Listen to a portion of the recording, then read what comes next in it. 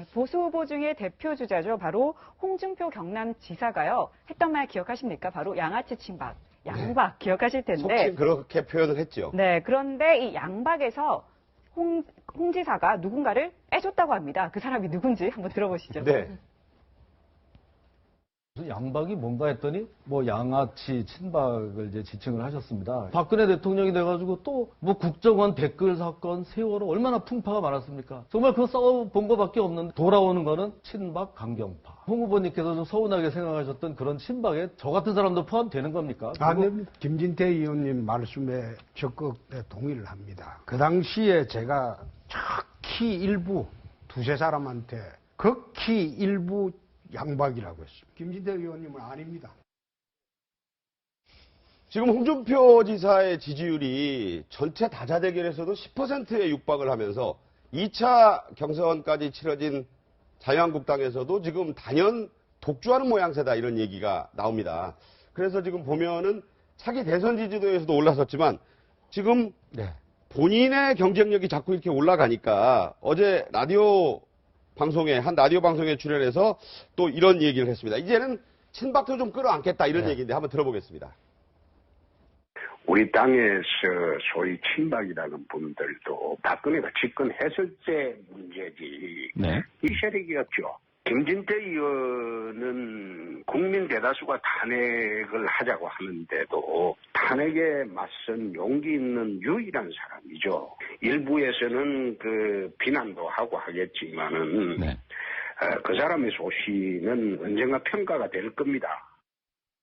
네, 호기롭게 양아치 친박이라고 얘기를 하다가 이제 김진태 의원 등을 비롯해서 당신은 아니에요. 지금 이렇게 얘기를 하고 있어요. 뭐 한마디로 선거 전략이에요. 앞서가는 자의 경선 전략. 앞서가는 자의 포용력 전략. 나는 이렇게 포용력이 있다. 뭐 그런 거고요. 굳이 이제 2위 여론조사는 2위가 이제 김진태 의원으로 나타나니까 그렇죠. 굳이 싸움을 안 하는 게 낫다 이거죠. 그러니까 평상시 그 홍준표 지사의 스타일은 권투로 따지면 인파이터 스타일인데 지금 앞서가다 보니까 약간 아웃복싱을 하는 거예요. 그러니까 평상시 홍준표 스타일은 아닌데 지금 이제 그 선거 전략상 또 저렇게 하는 건데 근데 저는 이게 그래도 그렇지 홍준표 지사가 그래도 화끈한 그게 그 홍준표 지사의 어떤 매력 포인트라고 또 얘기할 수 있지 않겠습니까? 근데 몇몇 그 양아치 친박 그 표현을 사실 좀 자제를 해야 되죠. 그런데 이게 김진태 의원 하면 대표적인 뭐 삼성동 8인방에 들어가는 그런 사람인데 저 빼고 그럼 또 누군가 뭐 그런 게 또 좀 논리적으로 궁핍해지는 것 같아요. 근데 김진태 의원은 뭐 다른 그 우리가 생각하는 그 청산 대상이 되는 친박 의원들하고 조금 결은 다른 거는 다른 것 같아요. 그런 면에서의 얘기가 아닌가. 그러니까 뭐 박근혜 대통령 이용해서 자기 정치를 하거나 자기가 어떤 자리를 뭐 탐하거나 그런 거하고는 조금 결이 달랐던 게 아닌가. 그래서 좀 빼준 게 아닌가 그런 생각이 들어요. 네. 자유한국당이 이제 보수 단일화를 위해서 나서면서 홍준표 지사의 독주, 거기에 2위를 이제 김진표 의원이 좀 붙여가는 형국으로 가는데 김진표 의원은 춘천으로 가고 죄송합니다. 김진태 의원은 춘천으로 가고 본인 지역구로 경선 첫날 운동에서 또 홍 지사는 전북 새만금 지역으로 갔다 그래요.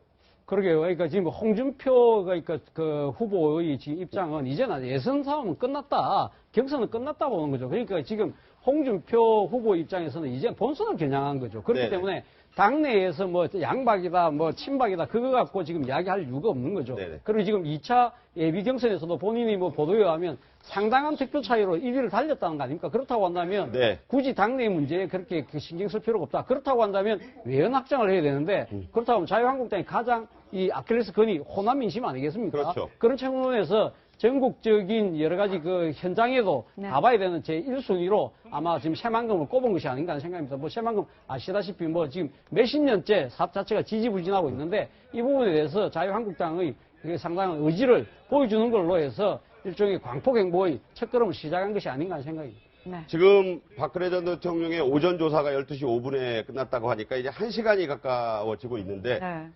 점심 메뉴가 1차적으로 확인이 됐습니다. 경호실에서 준비해간 김밥이었다고 하는데요. 김밥을 나눠 먹었는지 본인이 이제 혼자 먹었는지 아직 확인되지 않고 있지만 김밥을 먹었다는 걸 보면 어떤 심리를 좀 유추해 볼 수 있을까요? 간단하게 드시겠다라는 의미가 아닌가 싶고요. 서초동에 분식집이 꽤 많기는 하지만 네. 글쎄요, 대통령께서 드실 만한 거는 아닐 수도 있고 뭐 고급 김밥집이 있는 건 아니거든요. 댁에서 싸운 것이 아닌가 싶어요. 그럼 저녁도 지금 먹어야 되는 상황이잖아요. 사라면 뭐 저녁은 당연히 먹을 것 같고요. 예. 뭐 근데 그게 뭐 입맛이 있겠습니까? 저 김밥을 지금 인터넷에서는 최순실이 일요일마다 네. 조리장으로부터 싸갔던 김밥 아니냐라는 얘기도 좀 올라온다 그래요. 어떻게 보십니까? 근데 굳이 이제 뭐 삐딱하게 보려면 이제 최순실 그 싸갔던 김밥하고 저거하고 좀 뭐 이렇게 오버랩을 시킬 수가 있는데 저는 저거는요.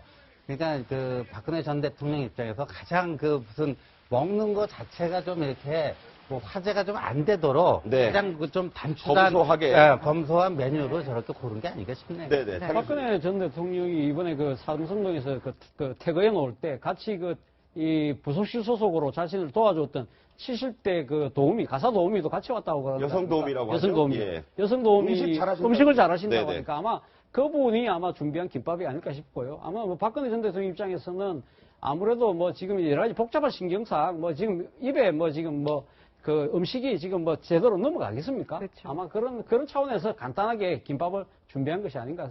원래 소식인데다가 지금 심정에서 이 점심 메뉴 자체가 화제에 오르는 걸 원치 않는다. 이런 느낌이 읽힙니다. 자세한 내용은 취재되는 대로 또 전해드리기로 하고요.